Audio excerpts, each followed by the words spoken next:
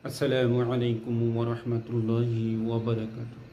আলহামদুলিল্লাহি রাব্বিল আলামিন। নাহমাদুহু ওয়া নুসাল্লি আলা রাসূলিহিল কারীম, আম্মা বা'দ। আলহামদুলিল্লাহ। সংক্ষিপ্ত আলোচনায় এখন আমরা জানব জান্নাতে ক্লান্তি নেই, কষ্ট নেই, শুধু প্রশান্তি। আলোচনার দ্বিতীয় অংশ। প্রিয় ভাই বোন ও বন্ধু, জান্নাত স্বাচ্ছন্দ্যের জীবন, জান্নাতে কোনো ক্লান্তি নাই। পবিত্র কোরআন সূরা হজর 48 নম্বর আয়াতে আল্লাহ তাআলা বলেন, সেখানে তাদের কোনো ক্লান্তি স্পর্শ করবে না।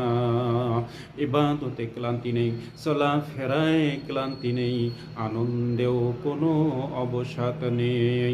দুনিয়ার সুখের পর ক্লান্তি আসে, কিন্তু জান্নাতে সুখই হবে চিরস্থায়ী।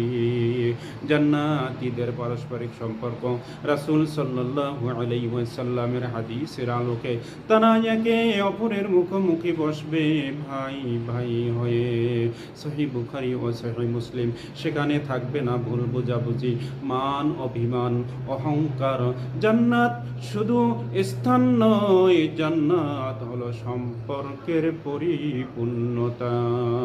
জান্নাতের সৌন্দর্য যা ভাষায় ধরা যায় না। রাসূলুল্লাহ সাল্লাল্লাহু আলাইহি ওয়াসাল্লাম বলেছেন, সেখানে এমন নিয়ামত আছে যা কোনো চোখ দেখেনি, যা কোনো কান শোনেনি, কোনো হৃদয় কল্পনাও আসেনি। সহিহ বুখারী ও সহিহ মুসলিম। প্রিয় ভাই বোন ও বন্ধু, তোমরা যা কল্পনা করেছো জান্নাত তার চেয়েও বেশি সুন্দর। প্রিয় বন্ধু, জান্নাতে ঢোকার পর কেউ বলবে না আরো হলে ভালো হতো, কারণ সেখানে প্রত্যেক মুমিন বলবে, হে আল্লাহ, আপনি যথেষ্ট দিয়েছেন। প্রিয় ভাই বোন ও বন্ধু, তোমরা কি এই জান্নাতের দৃশ্যে নিজেকে কল্পনা করিয়েছো? মন্তব্যে কমেন্টে উল্লেখ করো এবং আল্লাহুম্মা আমিন লিখে দোয়ায় শরীক হও। এ আল্লাহ, আমাদেরকেও জান্নাতবাসী করুন। আল্লাহুম্মা আমিন।